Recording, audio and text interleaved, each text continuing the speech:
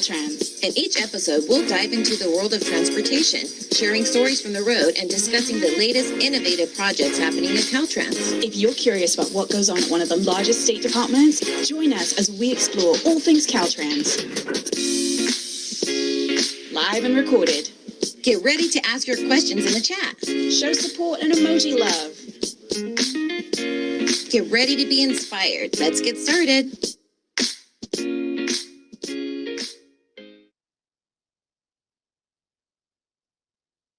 Welcome, everyone. Welcome to CT Talks, episode 19, supporting tribal communities. We're so glad to have you here. My name is Harriet Simpson, and with me is my awesome co-pilot, Laura.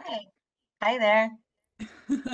And today we've got a really exciting discussion for you with a dynamite panel here to discuss some really important topics of how Caltrans is supporting our tribal communities. So we'll dive right in. We've got our biographies here prepared. So here are our panel, Dave, Naila, John, and Lenora. Say hi, everyone. Hi, everyone. Hello. Glad you're here with us today. It's been really exciting to learn more about these individuals, so we're really excited to share with you more about them, get this discussion going, and dive into this really exciting topic. So I'll kick off our biographies today with Dave Moore, who's our Caltrans District 2 Director. So Dave is the District Director for Caltrans District 2 in Redding, California, a Mountain Maidu tribal member from Plumas County, and non-voting tribal member of Moortown Rancheria. He is also active in Native Roots Network and serves as president of the Shasta County Arts Council. Dave earned his bachelor's in civil engineering from UC Davis and began his Caltrans career in District 2, serving the community where he grew up. After a brief stint with a private firm focused on tribal infrastructure projects, he returned to Caltrans, working in design, construction, project management, and transportation planning. He has served as district director since 2015. Welcome, Dave. It's such a pleasure to have you here today. Thank you. I'm happy to be here. All right, next up, I have the pleasure of introducing you to Naila Pope-Hardin. Naila has over 15 years of experience in transportation justice, racial equity, environmental justice, and climate action. She has led and supported more than 40 local, regional, and national campaigns with a passion for organizing community events in her South Sacramento neighborhood. She earned her BS in government from California State University, Sacramento, and lives in South Sacramento with her 5-year-old son. Together, they enjoy reading, dancing, and playing outside. Naila is dedicated to building a safe, healthy, and loving future for her son by strengthening community, learning from others, and embracing change. Thank you for joining us today, Naila. 6 now. I got to update that. Happy birthday to him. All right, next up is John. So John has worked for the state for almost 35 years across 3 agencies, all diverse and memorable, from legal to law enforcement to transportation. In 2004, he joined Caltrans District 5, which is our San Luis Obispo area, where he's worked in local development review, community and regional planning, as a Native American liaison, elected official liaison, and more recently became the Office Chief of External Affairs, which includes engagement planning and the Public Information Office. Welcome, John. We're so excited to learn from you today. Thank you. Glad to be here. Nervous and honored at the same time. All right, and our final panelist for today, I have the pleasure to introduce you to Lenora Graves. Lenora is a supervising transportation planner for the Director's Office of Equity and Tribal Affairs, where she oversees the Native American Liaison Branch and other tribal coordination work. For more than 14 years, Lenora has provided leadership and directions for the department's effort to improve the government-to-government relationships with tribes, to build partnerships, to build partnerships and to otherwise work collaboratively toward mutually beneficial solutions to transportation priorities, needs for both the state and tribal nations. Welcome, Lenora. We're happy to have you here. I'm excited to talk to everyone today. All right, and before we kick off with our first question, we have a short video to share with you all just to set the tone. Our panelists, our public information officers, and our other network partners have provided us with some great images. So we wanted to share that with you just so you can get a sense of what we're going to be discussing today.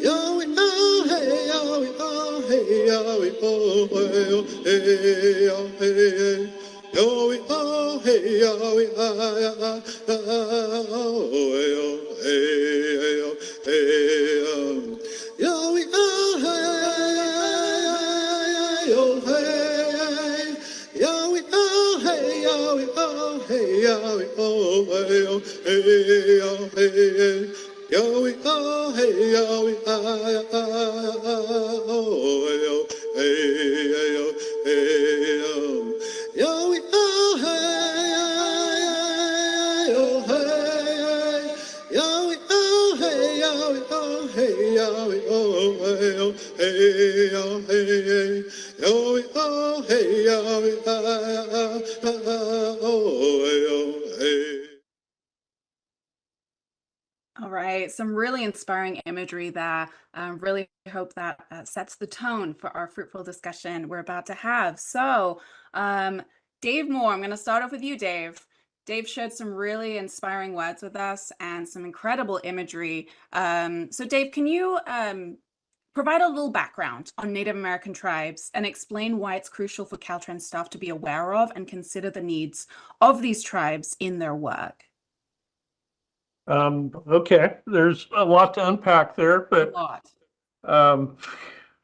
first off, I'd like to say, and I included these two photos here to really give an example that we think of some Native American history, we think of it in the long distance past, and that's not really true. I mean, tribes prosper today, but when we think about the things that have happened to the California tribes over the years, it really wasn't all that long ago.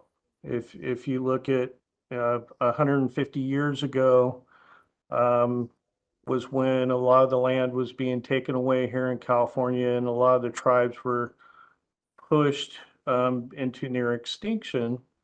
And I include these pictures here to point out a couple of things. So these are my family, my relatives. In the picture on the left, you'll see one of the children there is my grandfather, and it's his mother and his grandmother.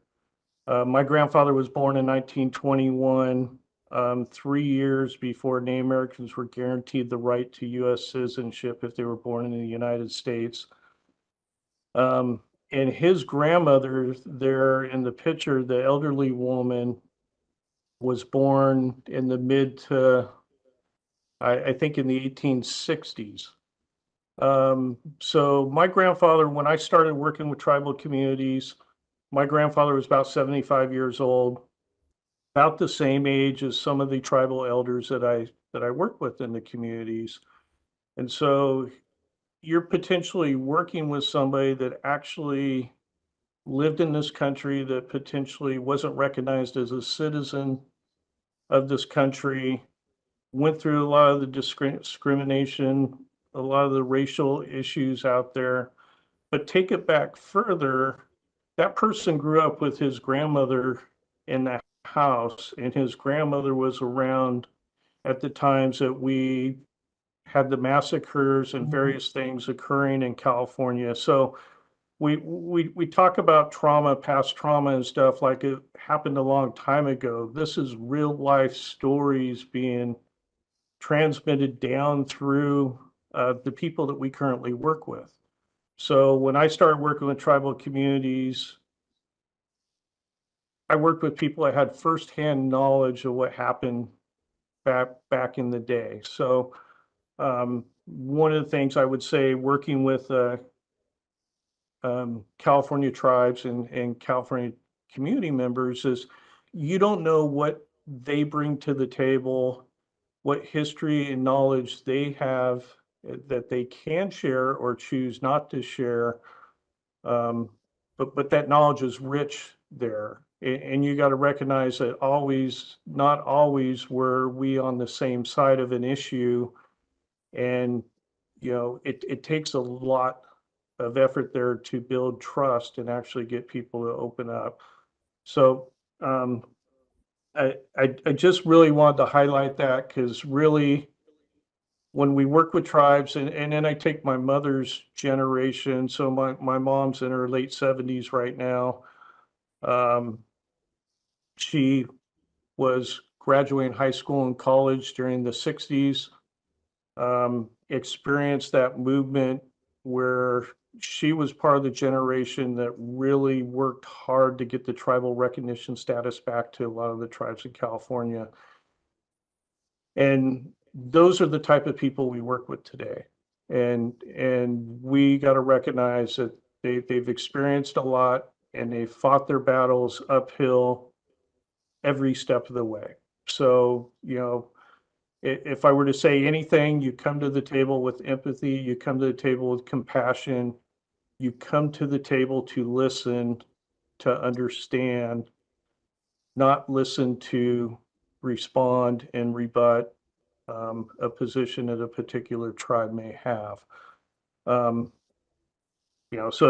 that was really what I wanted to highlight with this, is that culture is really alive and well, and that culture is handed down through the generations, and as well as those histories out there. My mom's generation, they fought very hard to gain a lot of the rights that they have today. And if you look at the different tribes that we work with, some tribes have federal recognition, some tribes have state recognition, some tribes don't have any recognition out there. And there are specific reasons why that is. And we just need to understand that and listen and hear where those community members and those tribal members are coming from. Yeah, absolutely. Great insights there, Dave. Lenora, you've been nodding. Do you have something to add here? I just want to say, Dave, thank you for setting that context and reminding us that the history is not that far back.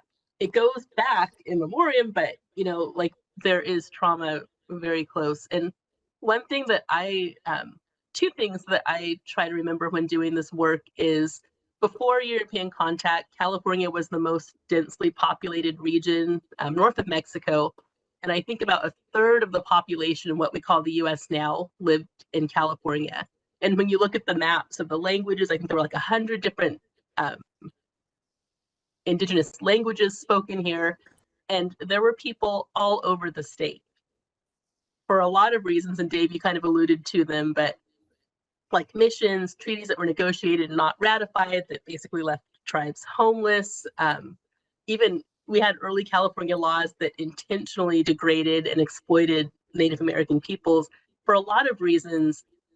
More than 92% of the California Native American population died, lost a lot. And when I go into the meetings, I really appreciate, Dave, you're mentioning listening to understand, and also entering with, you didn't use the term, but cultural humility, like recognizing that the people who lived the experience have more knowledge, different knowledge than we do, and really listening to understand and to value what those our tribal partners have to say or have to contribute is really important. We can't undo the wrongs that were inflicted on the people who were here, but we can work together to try and do better, to build bridges. And a lot of California laws and policies are starting to recognize that. And I just kind of want to call out Governor Newsom's executive order I always get it wrong, in 1519. It created a Truth and Healing Council that is trying to tell stories of the indigenous people, the Native American people who lived here. It also reaffirms a previous executive order encouraging us, actually requiring us to work with tribes on issues that might impact them. And since transportation impacts a lot of life, what we do at Caltrans falls under that category in a lot of ways. I'm going to stop talking policy in a second, but we also have at Caltrans Director's Policy 19 that talks about the importance of respecting and affirming government to government relationships, working with tribal partners, removing barriers when we can. And it puts the responsibility on everybody who works at Caltrans, not just the tribal affairs staff. So I like to call that out because I don't know that everybody people who don't work in this area recognize that we do have a policy at the department that says that we're all going to try and do better and be better partners. I think that's all that I have to say at the moment. Yeah, thank you for that. Yeah, great to see the executive support in enforcing this and encouraging this. Let's go back to that. Why is it so important for our Caltrans staff to recognize this, to understand the past and how it supports the future? Does anyone want to speak to that? Harriet, I could chime in briefly. Please. And I'm just even in our getting together to practice for today, I got to hear Dave tell his story, and I heard Lenora's introduction before, and they just delivered it so beautifully. I'm glad we're recording this because this is our training for all of our Caltrans staff who are involved, not just today but going forward in tribe work. But to your question about what we can do, I feel in Caltrans we have the unique opportunity because we are overseeing what is a very important thing for everyone in California, and that's helping people get to where they need to go, and that's the transportation network. So in each of our roles and all the work that we do every day, we have an important share in doing that. So for me, and I think for people I get to work with in District 5 and others on the tribal team, we get to help with change. We get to help enact projects and plans and programs that do make things better. Thank you for that, John. I can, as I pull out my earrings, I can add, the conversation about why it's so important to know history, I always think is just a really interesting one because I think they say if we don't learn our history, we're doomed to repeat it. But I like to think about the innovation and the opportunities that are missed and lost because we don't have certain people at the table, because we didn't engage tribes and consult tribes early and often. The amount of knowledge that's lost, opportunity that's lost, there's so much lost opportunity in not having the conversations and not understanding the history. And there's so much to be learned around how policies were enacted, how that harmed tribal communities, how our roads are in the places that they're in today, even some of that institutional knowledge that tribes can hold and their own migration patterns and travel routes that we built roads on top of. There's just so much that we can learn by learning our history and specifically by consulting tribes that I think could make Caltrans, the product that we're delivering, the way that we're connecting our transportation systems, that much richer and stronger and more effective. And then I also, just because it's my first time speaking, I want to second what John said. Truly, this should be Dave and Lenora talking about the work that they've done. Dave is experience in district experience, and Lenora, the work at headquarters. John, you do great work as well. So this is such a rich panel, and I hope, folks are able to get a lot out of it. Thank you for sharing. Yeah, love that there's so much love on this panel. Everyone's supporting one another, so much respect, and so much to take away from all of the words you all just shared. So much respect in respecting the past, in supporting the future, bringing in new perspectives, learning, growth, bringing everyone to the table. So important. Thank you all for speaking on that, and I'll kick it to Laura for our next question. Yeah, thank you. What a great way to start the webinar. I do want to just add really quickly some of the topics that Lenora is speaking of. She provided links, and I have those in the chat for you right now. There's 4 different ones that you can save and look at those at your convenience. So yeah, I'm gonna head over next. Let me just get back to my spot here for your patience. So the next question I have is, how do you ensure that the tribe's needs are being considered in the work that might impact them? And how do tribal governments know who to reach out to and when? Can you share a little bit more about the Caltrans tribal relations staff and how they're organized? And I'm gonna start with Naila. Yeah, so and everyone feel free to back me up. Mhm. So there's kind of two tracks in how we work with tribes at Caltrans. So we have our Native American Liaison branch, and we also have our Native American Cultural Studies branch. The Cultural Studies branch focuses on like project specific consultation, and the Native American Liaison branch does some of that more relational policy conversation. So at headquarters, if something comes to my desk, that is because it is something that wasn't able to be handled at the district level, or it's one of those like enterprise wide fixes that one district is not singularly focused on, but it's something that we can do to transform and make tribal governments better. That's the the DNOW District Native American Liaison branch. That's that side of the house. Then there's the cultural studies side, which the presentation was, when was that? Last December, I think, that presented on some more of those side of the consultation of tribes. But your DNOWs for many cases in the districts would be the first point of contact for tribes. All right, and so anybody else want to add a little bit more to that? I do want to just add really quickly, I did put a link in the chat speaking on what Naila just mentioned, another webinar that we did present from the other side. But anybody else want to add some more thoughts to that? Oh, go ahead, Dave. Oh, I was going to add a couple of things on it when considering the work that how it might impact them. That's where I think it's important to make those relationships with the tribes before we do the work. So, and that's kind of the role of our Native American liaisons is to go out there, build those relationships with the tribes. You mentioned, how do the tribal governments reach out to us? They shouldn't have to reach out to us. We should be reaching out to them and establishing those relationships. So when something comes up, they know there's somebody that they could talk to.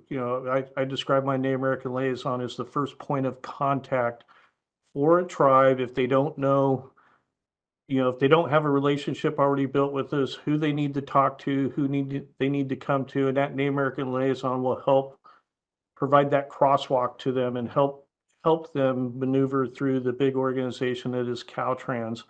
The other thing about building that relationship is just trying to understand what are the needs, wants, and desires of a particular tribe.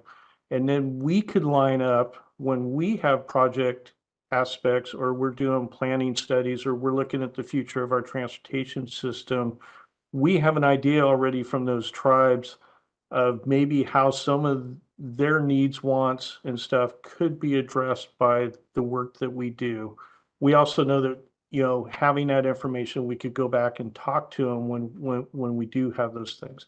That's kind of the goal out at the districts that I think all the districts have is having that relationship. I say when we communicate with our stakeholders and partners, and this is regardless of the tribal community, that if we understood their strategic plan and we understand our strategic plan, we could see where the overlaps are and we can see where the gaps are. And then we could understand and work together to better work together. One of the things you'll notice in the history of the tribal governments is really tribes are out there trying to get acknowledged, get recognized, and are trying to bring their culture back where their culture was lost or maybe not visible in the mainstream out there. And if you look at my background there, this was a gateway monument, a Clean California project that we did. And name placing is very important to some tribal groups out there, is bringing back their language and naming those things that had names in our own language and making that public and letting the world know that this place is not only known as Chester, which is the name of the town that it was in, but it's also known as Oidomkoyo, which is the Maidu name for that area. So you know, some of those things are important, but it's building that relationship before you need it, and helping getting that education built up within your own staff, so that when you do work together, you're finding that common ground. Yeah. Dave. Lenore, did you have something to add I was to? going to say thanks for that. Yeah, just kind of going back to the initial question, I think that when the headquarters Tribal Affairs Office, the Native American Cultural Studies Office, district liaisons and coordinators work together with their executive leadership and with tribes, that's when things go best. But definitely reaching out to, if there's not already a relationship, reaching out to the Native American liaison is a really good starting point. And I want to affirm the work that is being done by the liaisons, like the example that you shared, Dave, about having relationships early. Like when the Clean California came about, that was a really quick kind of turnaround. And had there not already been some kind of trust or relationship or ability to share information, I don't know that tribes would have been as successful as they were in getting those projects going forward. So I just wanted to, I guess, say thumbs up and reaffirm what you said about having those relationships early is really important. And tribes do have tribal transportation plans. A lot of them have tribal transportation plans. And if we're working with our regional partners, we should also be working with our tribal partners to make sure that we are consistent and that we are aligned and that we are taking into account what is a priority for tribes as well. Anybody else? Yeah, I just want to say thank you, Dave, like you mentioned about building those relationships, being proactive and reaching out to the tribes instead of waiting for them to come to us, and just maintaining those relationships, building that trust, and just continuing in partnership with them. And a true partnership is so important. We've come a long way through history, like you explained a little bit in the beginning, to where we're at now today, and just trying to create better practices moving forward. So it's definitely something that's commendable what you all are doing, what all the teams are doing. All right, so Harriet, I'll hand it back to you. Just having a little look in the chat for some questions. There's a question here, if anyone would like to take this, around funding for the construction of Native American inspired landscape architecture. Is that something anyone can speak to, how that kind of comes about? I know we spoke a bit about Clean California projects, but is that something anyone would like to speak on? Harriet, some of the success that we've seen in our district, Clean California as well, I'll talk about that example in a little bit, but also there is the Caltrans Sustainable Transportation Planning Grant Program. Great projects come from excellent planning. And so having a good plan and leading to great projects, that leads to the funding opportunities. So there's the active transportation program, that's a funding opportunity. There's other programs that are set aside for tribal partners in particular, like tribal transportation safety programs. There's other federal programs that help both planning, some engineering work, and then some of the actual capital costs for construction. So those are available and out there, but it really all starts with a great plan too. Planning grants, there are tribal set-asides for those. And our Caltrans staff and liaisons worked really hard to start that. And I think that that's come from some of those initial conversations that we've had in those relationship building, where tribes are like, this is great, super competitive. We don't have grant writers on staff. How can we be a part of that? And so there were set-asides created for tribal nations, and tribes as sovereign, they are governments. It's a political status. It's not like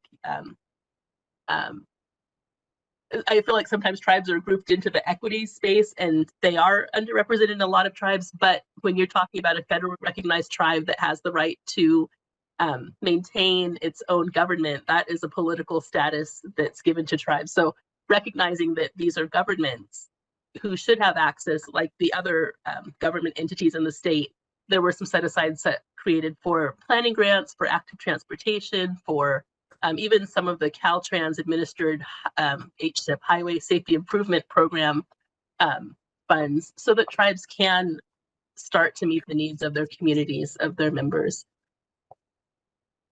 Phenomenal. Thank you. Anyone else want to add to that? Yeah, Dave.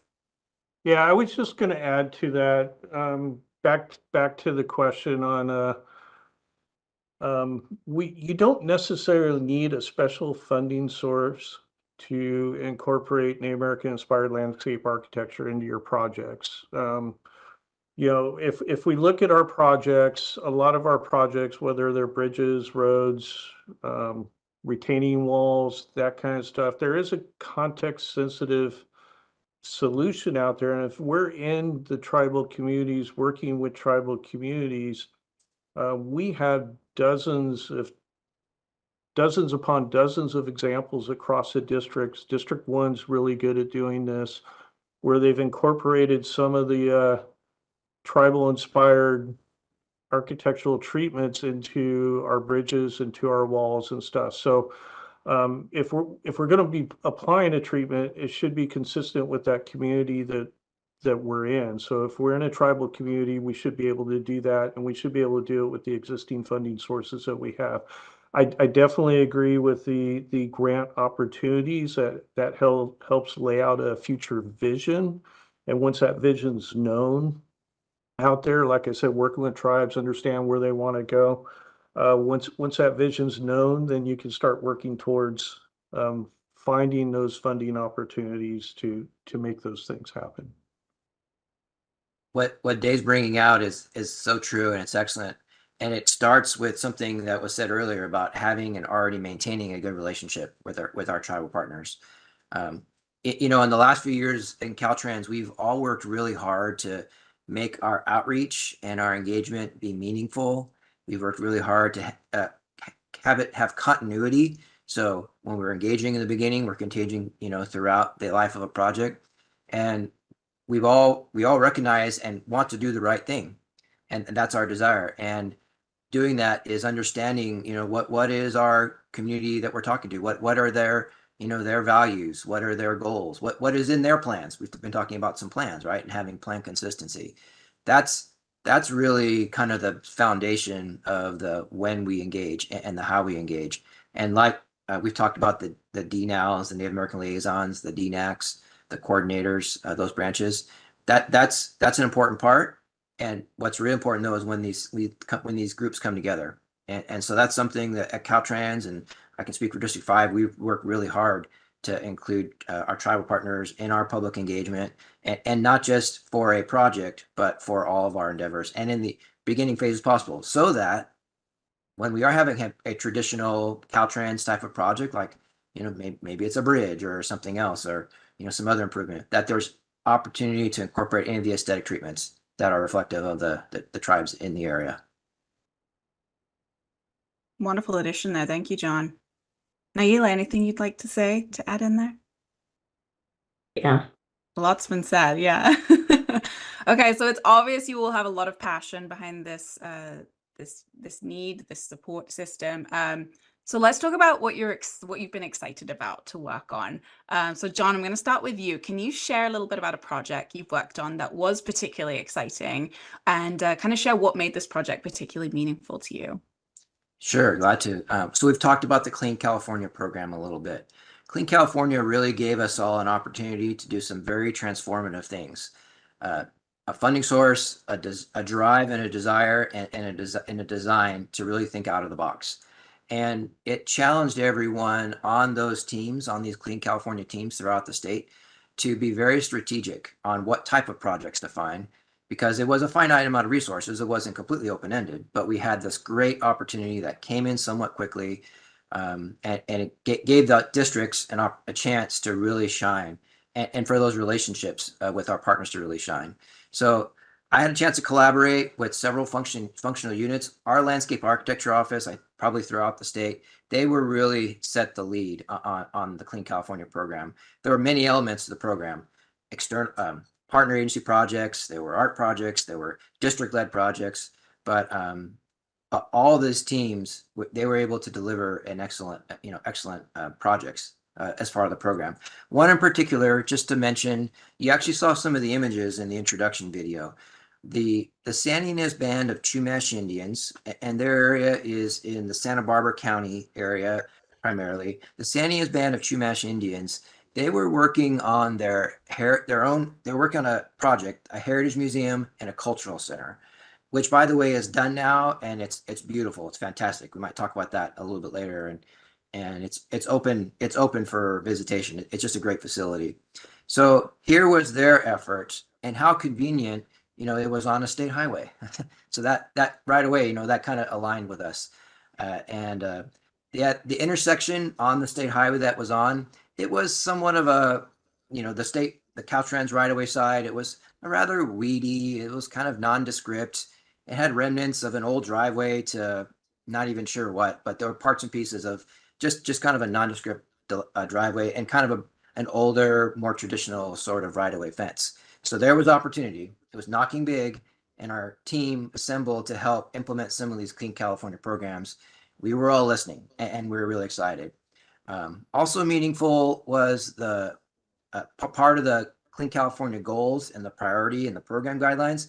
It was to find ways to be able to work with the tribal partners as well. So it was all lining up really well. So our teams worked really closely with the museum director, the tribal advisory council, the project architect, and it was able to beautifully complement that museum by having the Caltrans project include a new right-of-way fence with a really nice Thule design. It matched the museum.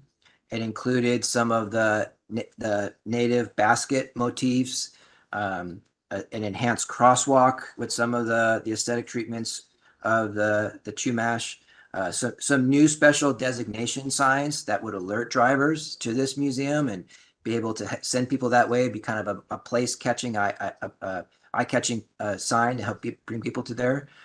Native plantings, shrubs and trees. That old driveway that I talked about, we got rid of it. We made space to help them have a dramatic new gateway and entry sign to the museum. It's fantastic. All of these elements, it came from the outreach. It came from the ongoing conversations. We didn't just walk in and knock on the door and say, "Hi, we're Caltrans. We have an idea to put something in front of your museum." The communication existed long before, and it was especially expanded during the effort of the development of this project. And there was some give and take too on the way, to the effect that we were able to help and enhance their project. We were able to benefit as well, even in the details of the project itself.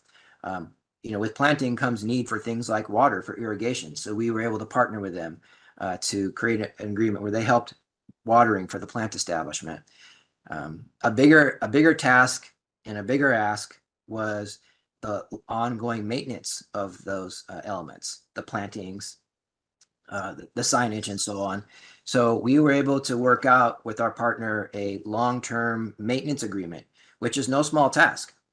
With any partner agency, and with the Chumash tribe, it required for their whole entire tribe to vote on it, and to be able to agree to be able to do that. So we were able to work all that out. And again, like I said, it's a fantastic project. It really complemented their work. And I encourage anyone who passes through Santa Barbara County, San Ynez, to be able, if you have a chance, please make some time to stop by. They'd love to have you. Awesome project, John. And I do hear that someone on our panel recently visited this location. Dave, if you wanted to share. Definitely, in preparing for this panel today, John had talked about that project, and I happened to be in District 5 last week, so I did go down and visit the museum. Very lovely museum, very beautifully landscaped all the way around.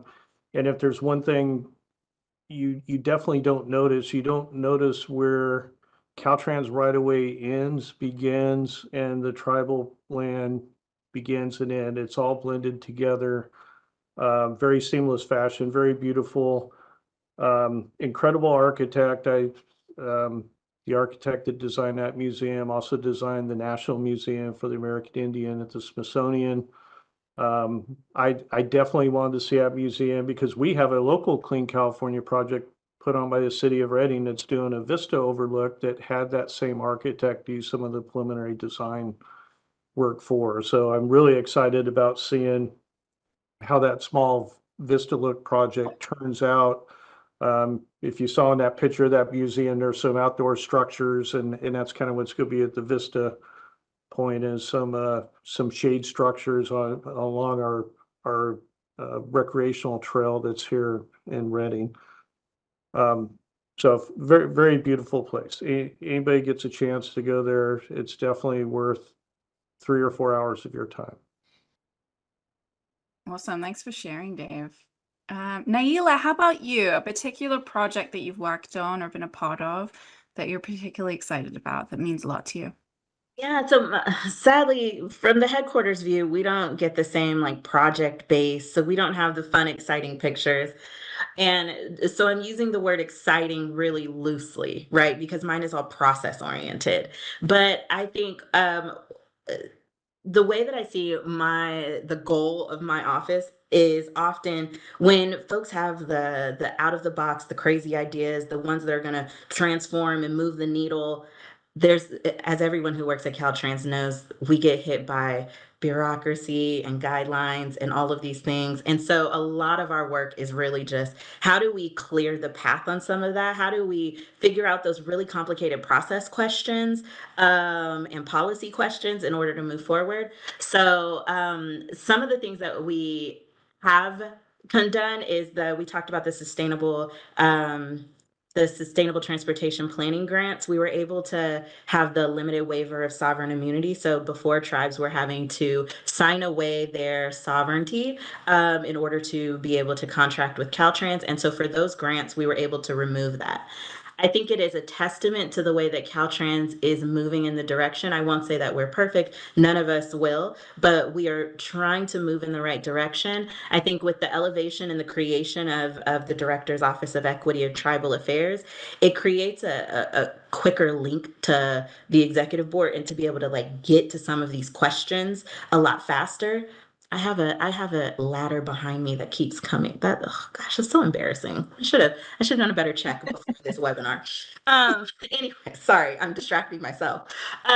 But the elevation and creation of this office is a testament to just how quickly we can start to address some of these things. And so a lot of the work that I'm really excited about is building that structure. So when really cool and exciting ideas come up, we're able to figure out what are the changes to the MUTCD? Who do we need to talk to? What districts? And we can also help do some of that district connecting. District 1 is doing a lot of great stuff around tribal employment. How do we share that with District 11? So there's a lot of these like really small, really niche, wonky policy things that I get really excited about that we're working on. But I would say that the limited waiver for sovereign immunity being removed was huge. And it's something that we hope to do with more grants.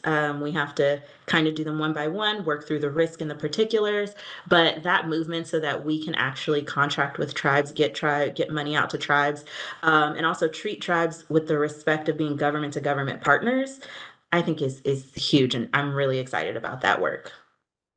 Incredible. Really being a part of the how we get things done there, Naila. That's awesome. Really cool. Lenore, how about you? A particular project that stands out? Echo what Naila said, because we worked for a long time to get those issues escalated. And, you know, it was a bill that went through, like a lot went into that, but being able to do that and being able to hopefully move other opportunities for tribes to work with Caltrans without those kinds of barriers, I think are really important. Going back a few years, and this kind of goes back to what you were saying, Naila, a lot of what we do in headquarters is kind of helping to create structure so that tribes can be successful. We heard in the Native American Advisory Committee, which is a group of tribal leaders who help inform, help keep the department aware of needs in their communities. The director comes to these meetings. It's, you know, leadership to leadership kinds of things. But we heard over time that tribal capacity to create the framework that they needed to be able to be successful in applying for grants or communicating their needs or getting transportation funding was a challenge. And so we were able to take the feedback from there, we did a little research project that allowed us to get some special funding to do, I totally blanked on what we called the contract. It was a tribal technical assistance contract. We did training, we put together some workshops on tribal transportation program 101, tribal transportation, I guess, grants that were available to tribes, then also internally some training for staff to do a better job of working with tribes when we're looking at regional plans. And so being able to help build knowledge that could move forward, like those, we did some like lots of different kinds of plans. We did climate adaptation plans in there. We did tribal transportation plans. We did some safety planning with special studies funding with tribes, you know, walking alongside tribes so that they could document their needs and then use that to apply for funding, to apply for active transportation program dollars or safety funding or other things so that in their communities projects could be built. And so being able to see how that rolled out for tribes, but also like how some of the baseline training that we did with Caltrans staff has rolled out and seeing how people are thinking differently is really encouraging. So again, I kind of, like Nyla says, we don't have really good pictures necessarily, like a plan isn't really exciting to look at, but to be able to look back a few years and say, hey, you know, I can see the impact that this has had in community is really encouraging. So not as pretty as your museum, John, though. Lenore, don't undersell your involvement. I mean, I'm one. Well, I actually just changed, but you know, I have been one of the 12 district Native American liaisons, and Lenore is the gatekeeper to the answers to those hardest questions, because things just do come up, and you know, we're not able to resolve them at the district level. So Lenore, I've gotten to work with Lenore for years, and during that time, there's been so many challenges specific and, you know, specific to our district and big picture that she's taken head on, and now on, you know, under the office under Nyla. I mean, I'm excited just to continue to see this expand and grow and the opportunity. So don't undersell the headquarters, because we couldn't exist, you know, if the headquarters team wasn't there either. Thanks, John. Harriet, I will say, if I can, just a moment, is I don't have any really pretty pictures to show of a great project, but I did want to mention we had an active transportation project that came out of the Karuk tribe up in Happy Camp, got a Sustainable Communities grant, I believe, many years ago, and they came up with a streetscape plan for the entire community. And you know, that planning grant set that vision, put it forward, didn't have any funding to build it, but basically wanted to remake that community, basically provide complete streets, and provide safe passage for all users along that community. They worked very hard with us over the years, and ultimately they got an active transportation project funded, and that project's going to completely take this small community of a few thousand people and completely transform that community, where the state highway is the main street of that community. That project just got, in the last couple months, just got the construction dollars allocated by the CTC, the California Transportation Commission. So we're really looking forward to next year and seeing what that community looks like once we get that project out there and get it done. And that was an example of a lot of sweat equity put in for a lot of years by a lot of people, both on the tribal side and on the Caltrans side, of trying to find a solution for that community and trying to find a funding source for that community. So we don't always get a win. And I know in this setting, we like to talk about the wins and not the losses out there, but it is something to look forward to in the future there. Yeah, thank you for sharing. Incredible projects, processes, grant funding, everything you guys have shared. It all supports this incredible effort. So kudos to you all. And I love the camaraderie as well, that it's like you all have worked together for so long and have such trust in one another. It's huge to have people like you behind these efforts. So thank you all. There's a lot of kudos coming in. I don't think people are sending some specific to me, but just amazing work being done. Just some comments from the chat. Incredible to hear these stories. Incredible to hear about the projects being done. So yeah, a lot of great support, and keep your emoji love coming. I love seeing the little hearts coming up on the sides, people showing support. There you go. Thank you, Louise. Appreciate it. All right, with that, I'll kick it over to you, Laura. I get a message in there too, just requesting if we can play the video without the sound, maybe so they can see some of the projects that were in that video that you had up earlier, if that's possible. Sure. And let me see if I have any other questions in here.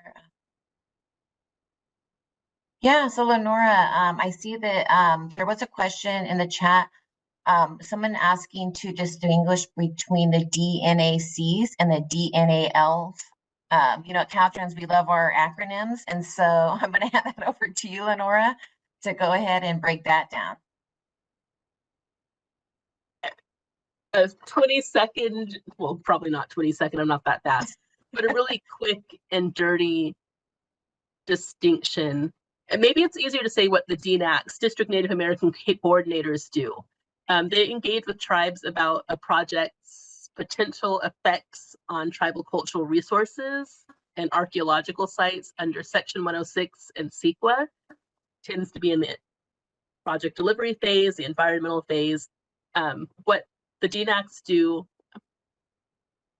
in that, I want to say is narrow in scope, but like Dave was saying earlier, those ongoing relationships are important. So the scope would be in the context of 106 and CEQA. And then kind of like Dave was saying, if there's not already an existing relationship and the tribe doesn't know where to go yet, the DNALs would point them in the right direction for that. And so the liaisons are just foraging. They're digging around in the dirt to build relationships with tribal partners.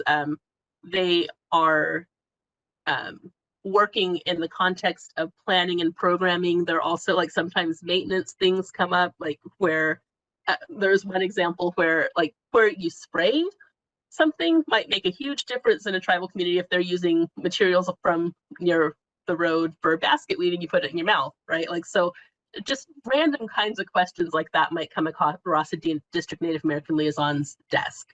So I guess they're kind of a point of contact outside of the context of 106 and CEQA, if that's not convoluted enough. One more thing to just add, just being a DNAL for many years, the L is liaison. And so sorry about that. Not to correct, but just to say that there's so many things and parts of Caltrans, and the Native American liaison helps bring and connect those worlds together. So whether the planning programs and the regional transportation planning agencies, the counties and the cities and the transportation agencies are meet, sometimes the liaison will help bring in that tribal participation well or encourage it. There are grant opportunities, both federal and state, that the liaisons are constantly on the lookout. The antenna is out. We're keeping our ears open for opportunity. And if something comes down, we'll be the gateway to help carry that on to our partners. So it's generally just helping communication. And then John, thank you for that. That was kind of a reminder to add to that overly simplified definition. But if we're talking about internal staff who see that there might be a barrier or a challenge or something that they want to share with tribes or hear from tribes about, the liaisons would be your point of contact there. Like, don't just go out there and start contacting people at random. I think it's really helpful to have the liaisons walk alongside, provide some context, maybe make some introductions, give you a little bit of background. I think that's really important too. Anybody else? All right, well, thank you both for breaking that down, and thank you for the question in the chat too. All right, I think I'm going to hand it over to Harriet for the next question. I'm going to start with Naila. Can you talk about the importance of tribal outreach and how Caltrans works with tribal nations as government partners rather than stakeholders or the public? Yeah. In the same way, so one, tribes are government to government, and I think that is something that we all have to just keep in mind when we're talking about the consultation of tribes. So Lenora kind of touched on it a little bit. One of the reasons why reaching out to the liaison is so important before reaching out to a tribe is because they will understand the different nuances of that tribe and communication styles, who to talk to, hopefully how to address them, what that relationship should look like. I think at headquarters, we're even working on how do we develop a policy to make that even clearer. I think the same way that while the mayor of your town may be really accessible, we don't just walk up to the mayor and say, hey, I want to engage you on this project, right? There's protocols, there's ways we go about that, and we need to be thinking of tribal governments in the same way that we would think of any government entity, where there's just a protocol that we should be following and making sure that we're including them. I think we've touched on it a little bit. Tribes often get linked into that, the equity conversation. I mean, it's even in the same office here. Tribes are their own government. They are not a disadvantaged community. While they may have a lot of the same markers as disadvantaged communities, a lot of the same indicators around, and some of the same disparities, they, at the end of the day, are government to government, government bodies that we need to be respecting as such. And also, I think with that, it comes a special amount of humility. And it's also why it's really important to know the history. I think when you're consulting and talking to tribes, it's really important to realize that you are new to the conversation. But our state, Caltrans even, and that tribal government have been in conversation with each other for many years, since their inception, and have their own nuances and relationships. And so when you come in and you say, I want to engage a tribe, you might have to take a seat back and evaluate like where that fits into the tribe's relationship with the state, the tribe's relationship with Caltrans, history. How have these conversations gone in the past? What's happened? How has that feedback been used or exploited in some cases? Like, it really is important to understand all of that while before doing some like deep consultation with the tribes. Yeah, excellent perspective. Thank you. Lenore, you're nodding. Do you want to add something there? Organize my thoughts on this. So we've said consultation a number of times, and the way that we're using it right now is not related to that Section 106 piece, but it really is talking about having a meaningful a process that involves like discussing, hearing about, considering the needs of tribes before we make a decision, before we start a project, before we take action. So it is kind of an enhanced communication kind of space, and it allows us to respect tribes. The other piece that I was trying to figure out, like, how do I connect this? When we're talking about tribal sovereignty, in addition to tribes being able to make their own laws, because they are sovereign, tribes aren't necessarily subject to the state regulatory laws that other stakeholders might be. And knowing that, I think, is really important too, because sometimes I feel like Caltrans gets in a little bit of trouble trying to treat tribes as we would, like, if we're talking about CEQA, developers. Tribes are government entities, and we kind of need to recognize that. And so I just kind of wanted to throw that in as well. And then when we're talking about just the flow of tribal consultation, I feel like we need to, working in partnership with your district Native American coordinators or liaisons, probably liaisons or coordinators, I should put it in that order, because we're talking about the general consultation right now. There needs to be enough. I feel like sometimes Caltrans has a tendency to come out and say, oh, we want to hear from you tribes. We kind of have our draft. We kind of are like 80% done, but like check it off.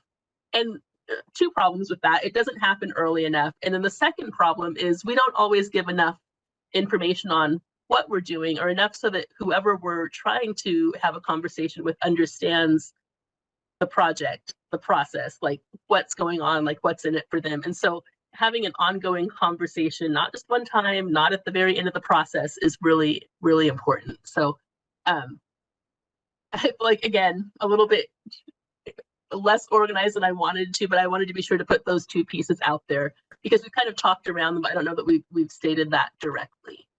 Yeah, Harriet, I think it's important. I mean, the message that needs to be out there, and the message I stress in the district is our tribes and our tribal groups are just not a typical stakeholder.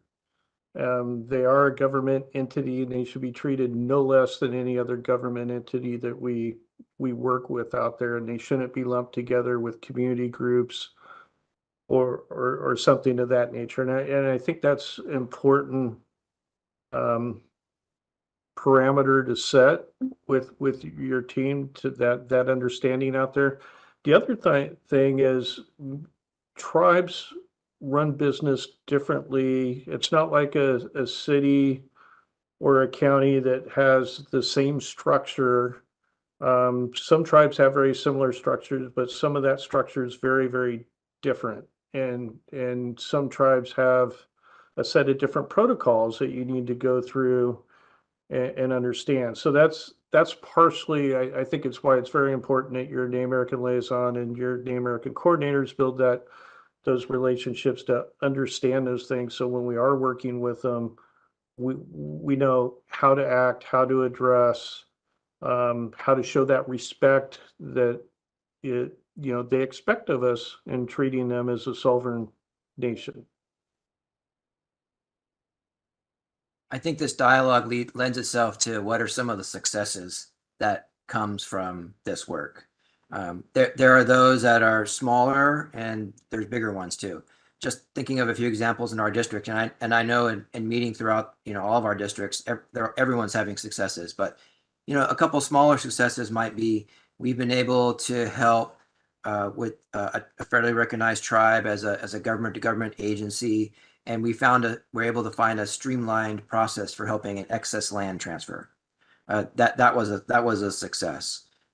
There's success in helping our tribal partners if they're holding events. Sometimes they need assistance with encroachment permits to be able to put up signage or changeable message signs. That's a success. There's bigger ones too. The Chumash tribe, our fairly recognized tribe.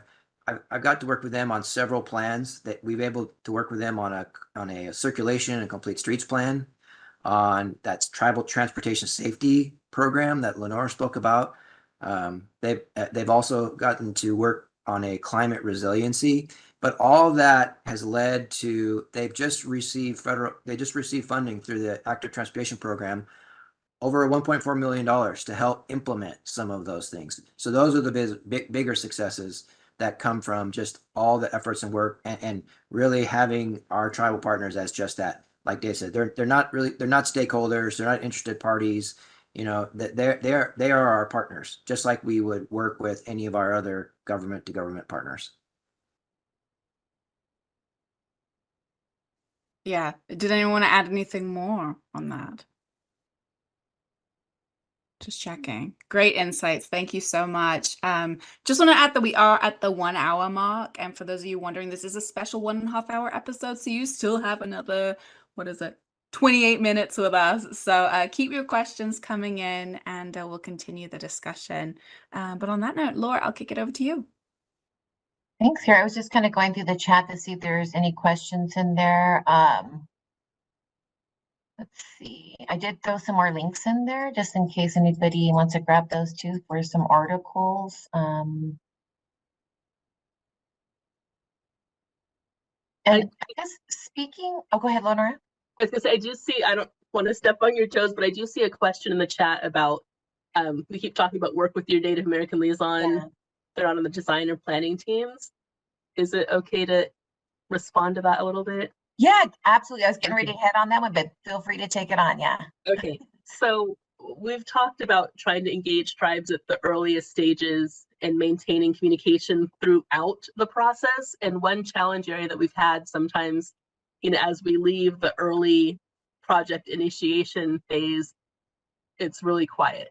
And so we've talked about, with some of the work that's being, I'm looking at you, John, because I know that you can talk about this in specific ways in the district, but some of the work that's being done on engagement and making sure that we keep the conversation flowing. I think you're just touching on a challenge that we have for the need to carry on throughout projects. It can take Caltrans years to go from concept to something on the ground. If input was given at the planning phase and nobody hears about it again until it comes out in the Section 106 piece, that's going to cause some challenges. So we, meaning the liaison branches, worked with planning to do some project information scoping, conversations that happen early, and we're building processes to make sure that those follow through, beyond looking into getting tribal representation on project development teams if it's appropriate, and lots of other pieces. So I appreciate whoever put that in the chat, catching something that has been a long time challenge and that we're working to address. Lenore, I'll add to that with some specific examples. So at Caltrans as a whole, especially over the last few years, has worked really hard to elevate our engagement for all of our projects. And to get there, we talked about it's the right thing to do. So it's figurative and it's literal. So figuratively, you got to think, I'm really intent on doing this. But literally is you've got to have a plan to do it.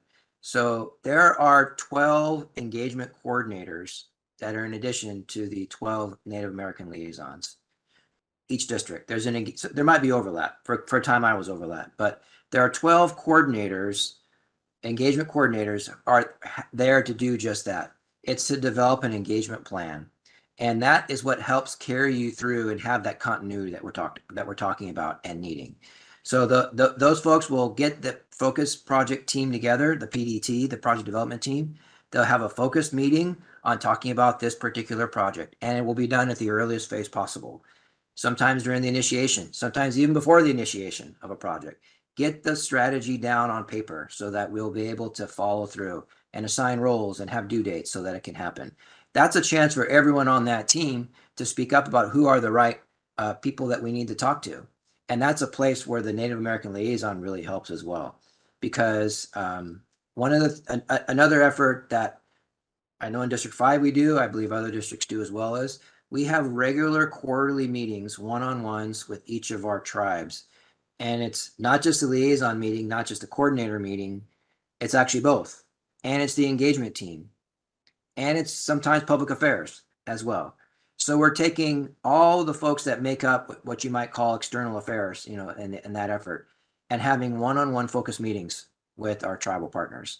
And it's a chance just to have them have access to us. Unrelated to a specific project. We will get into specific projects. We have a list ready and ready to talk if they want to. But it's a chance for them to communicate with us. We'll ask questions and they'll ask questions like, well, how would you like to hear from us? And sometimes the answer is you can email. Sometimes we'd rather you call. We've had a tribe say it's best if you text this person. That's the best way to get a hold of them. So those provide the opportunities to establish those relationships and help with that communication. It makes me think there's an old saying that plans fail where there's no consultation. I think that's how it is. Plans fail where there's no consultation, but there's accomplishment with many advisors. So that's what we try to do in this arena and many others, to really have our engagement be meaningful and helpful, and have the team, both the Caltrans on the Caltrans side and our partners on the tribal agency side, be able to meet and lead to that success that we're all wanting. One of the things we're working on in the office is on our new, the Race and Equity Action Plan is now going to be called the People and Community First Action Plan. And we have a few actions on that plan that kind of get to the heart of this. And we have a few districts that have selected those actions. But what we're hoping to do is over the next 3 years, really start to document some of the nuances about every tribe. So working with the district Native American liaisons on what tribes prefer certified mail, what tribes prefer a phone call, who should be the first point of contact when reaching out to a tribe. One, so that we have succession planning. So when a D now moves on to a different role, that we still have that institutional knowledge saved. But two, to also make tribes as appropriate, a little bit more accessible to other folks in the district, where if I want to reach out to a tribe, this is the correct way to engage each specific tribe. And each district, each tribe is uniquely is very unique in their communication style, like Dave was saying, in their structure and in their governance. And so we want to start being able to document some of that and house that at headquarters so that we can make sure that that's being shared, so that we are meeting the tribes how they would like to be met, versus just, the one size fits all engagement. Anybody else? Well, I do, and seeing that comment in the one comment in the chat about the teams and stuff. One of the challenges we have in the district is, our Native American liaison can't be at every single meeting, can't be at every single PDT, can't and should not be at every single PDT out there. And that's where coming up with that engagement plan really sets that tone of where do we need that strong Native American liaison involvement, or where do we need that Native American liaison to hand off those communications so that the tribe and the team are directly communicating, or members of the team there. One of the things, I do not expect my tribal liaison to be involved in every single conversation that we have with the tribe. But that liaison still is my first point of contact for that tribe. That liaison there is responsible for establishing and setting up those communication lines between the tribe and Caltrans staff, and helping us maneuver through that arena of how can we talk and work with the tribes. That liaison may be involved in certain discussions with tribes, and there may be certain tribes that say, I really want the liaison present there because that's the person I trust in the organization. And keep in mind, we talk about the great things that we do with tribes. On the cultural side of the house, there's a lot of times we're impacting very important resources to tribes. So it's not always a rosy relationship that we're going into. Sometimes we're at odds because we have a project and we're going to impact a cultural site, or we have a project that interferes with ongoing cultural activities. We help try to maneuver and come up with the best solution, in transparency and working with those tribes. But it's a tough issue there. We put a lot on our liaison to help us maneuver through that. So I just wanted to point that out, is if I could have 10 of them, I would have 10 of them, but that's just not possible. Thank you. Thank you for the great question in the chat. And thank you all for breaking that down and expanding on that. All right, so I'm going to head over next to Naila.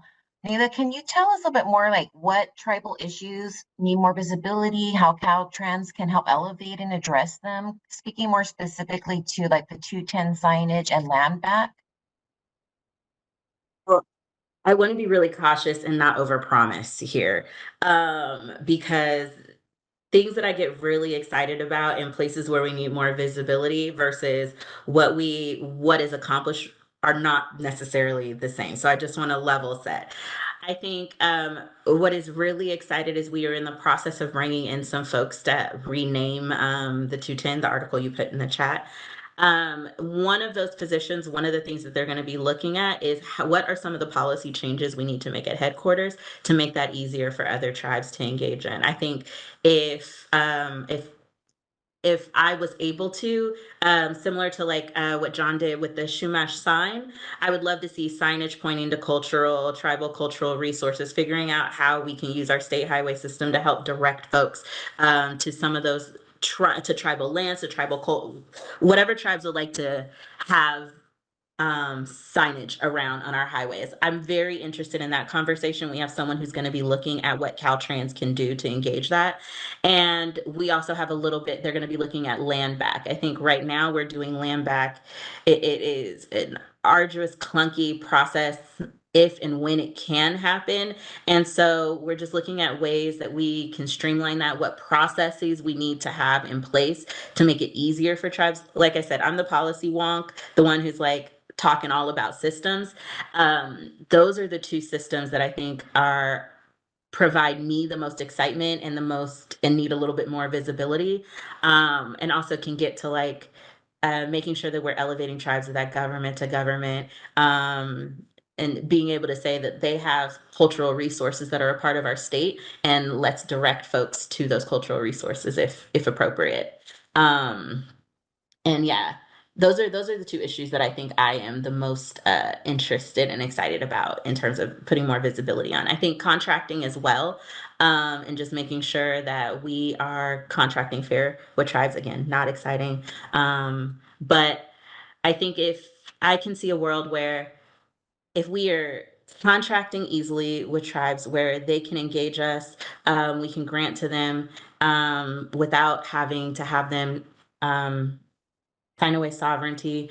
And then we have signs that are pointing and saying that these tribes are a part of our state. They're on our state highway system. Their land is right there, you know, and where we can, if we have land that we can return back or have them be stewards of, I think those alone move us in a direction that feels really good to me. All right, thank you. Anybody else like to add to that? Yeah, I could add a little bit, and I did mention name placing or place names, and it's something in California because most tribes in California are very small in numbers. If you look at how tribes were, how they were created in California, or how they're maintained, or how they currently exist today, there was many different language structures. And the tribal membership is very small, say, compared to like a Navajo Nation or a Cherokee Nation out there. And so one of the downsides to it in California has been the loss of the native language out there. And we've talked, and many tribes have talked out there, is how do they bring that back? And part of that is place names, and bringing back the names of places, the names of animals, the bringing that language back into everyday structure, making it visible. It's a slippery slope working with us and the rules and regulations that we have for signage. But it is something that I think could really help meet some of those tribal goals that the tribes have on their side of trying to bring back that language and bring it into everyday use. And yet for us, help, provide guide signs or whatever, or monuments in the case where we could help identify those things. And if anybody, I'm sure a lot of people out there have been to Hawaii. Um, Hawaii is a very similar journey where not too long ago that language was disappearing, the native language was disappearing, and the native words were used less and less. And there's been a big resurgence out there and a lot of effort by the indigenous population to bring that language to the forefront and bring that forward. So if there's any room I'd like to see us go in the future, that's definitely one of the arenas. The land back is also very important to me. I have cases in District 2 where we have land that has cultural resources on it, but because it has cultural resources on it and it's not really of use for the state highway system, it's excess land, but because it has cultural resources on it, it's hard to dispose of that land or turn it over to another entity. And so this is a perfect opportunity to work with tribes to figure out how to get those pieces of property that we don't need anymore for a transportation use back in the hands of the original stewards of the area. Absolutely. Anybody else like to speak on that? All right. No, yeah, I just thank you for both of you just speaking on what tribal issues that Caltrans can elevate and center more attention on. Thank you so much. And there's some comments in the chat. I'm not sure if you're able to see those, but people are just really excited for this. Learning everything's very informative. Some people have to leave a little bit early, but so happy that we put this webinar on. And with that, I'm going to hand it back over to you, Harriet. I know we've got about 10 minutes to wrap up. Yeah, get your questions in and we'll try and touch on at least one more question from the chat if there are any. But really a good way to leave us is what can we do, both members of Caltrans employees, the general public who are all here today in attendance, what can we do to kind of strengthen those tribal or government to government relationships, kind of support these this progress that's being made? John, any words of advice for us? Speaking to my fellow Caltrans, employees that are here, if you're a Native American liaison, please get to know your Native American coordinators. If you're a coordinator, you're a tribal specialist, either in the capital side or the emergency project side or the environmental stewardship side, get to know your liaison. I have benefited tremendously from getting to know those that are the Native American coordinators. I was just peeking at the attendance list. Some of them are here today. I want to thank my District 5 coordinators I've got to work with, because like Dave said, there's only one person, there's only one liaison, but there's at times several coordinators. So getting to work with them, getting to work on those one-on-one meetings, it's kind of looking within. That's the small action. Looking within the way that you can make in your district, in your control, process changes and improvements that helps that communication. And then what comes from that are excellent opportunities bubble up, having meetings, finding little ways that you can help a tribe with an encroachment permit. We used that example before. Communication flow, setting up meetings. We were able to set up a meet and greet one-on meeting, our district director and the tribal chair. Finding those opportunities to build those relationships is what's really important. We kind of ask the question as a small action. They're big deals is what they are, and it makes a big difference. Thank you, John. Lenora, any words of advice for folks out there? I want to say whenever you look like this, I'm like, oh, she's got something to say. I'm processing. I haven't processed yet, but okay. So I guess really think about the work that you do and how it might impact tribal nations or tribal community members. Learn more. I think earlier in the chat you put in a link. There's a CalHR training on Tribal Consultation 101. It gives you a little bit of history, a little bit of context, some best practices on consultation, and that's a really good starting point for anybody, whether you're working with tribes or not. I think it's a really good educational piece.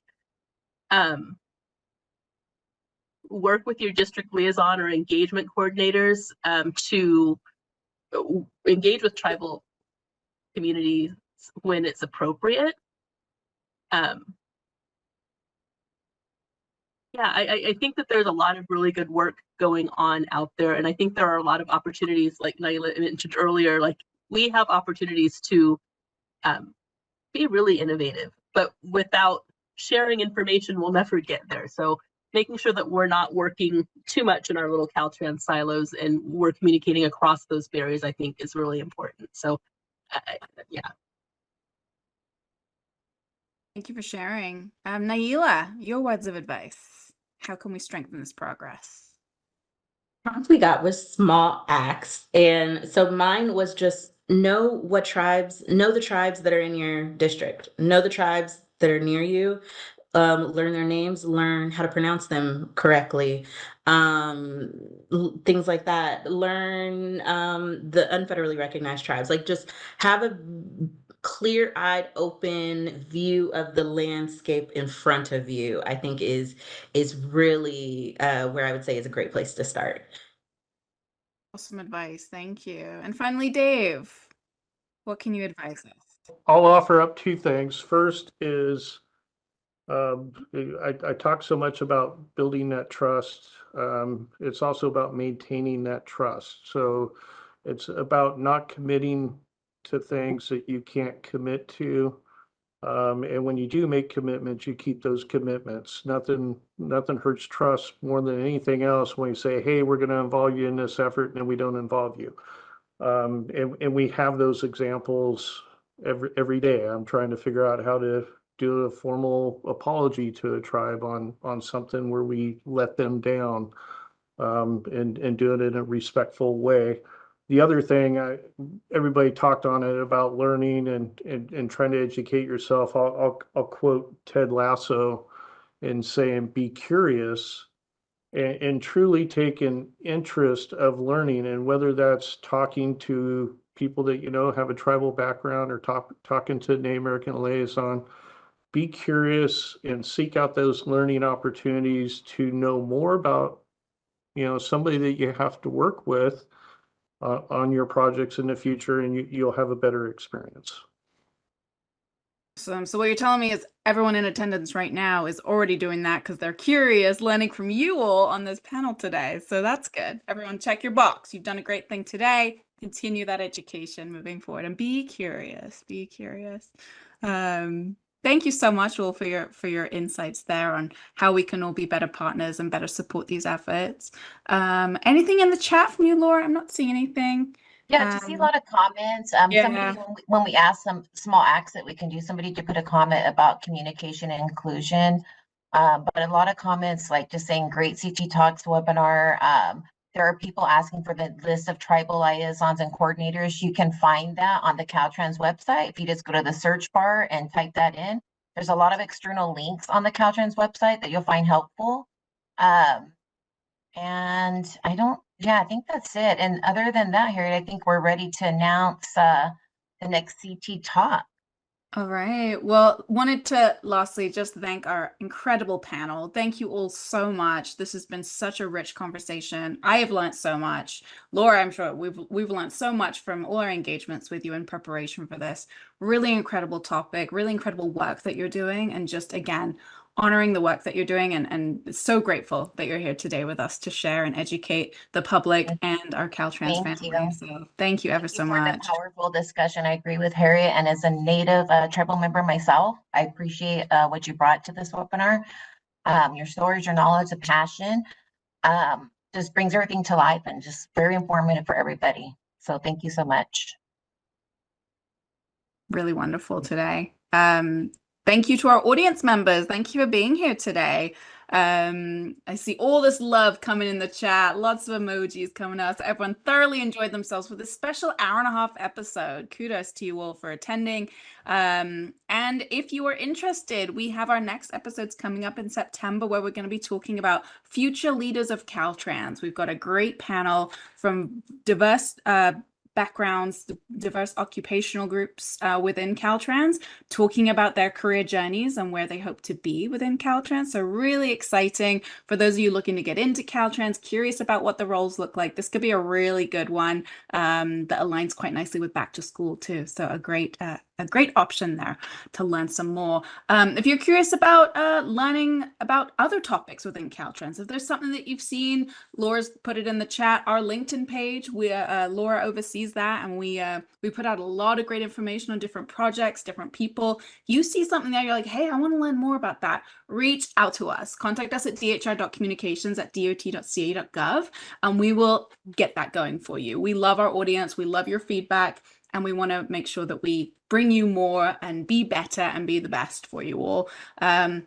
On that note, once this webinar concludes, there is a very quick survey for you. Your feedback is greatly appreciated. It takes maybe a minute and a half, just to give us a little bit of feedback on what you enjoyed, what we could do better so we can continue to improve. So thank you all for your time today. Thank you again to our panel. Thank you, Laura. Always a great time co-hosting these with you, and enjoy the rest of your afternoon, everyone. Appreciate it. Thank you, everybody. Thank you so much. Bye now. Bye.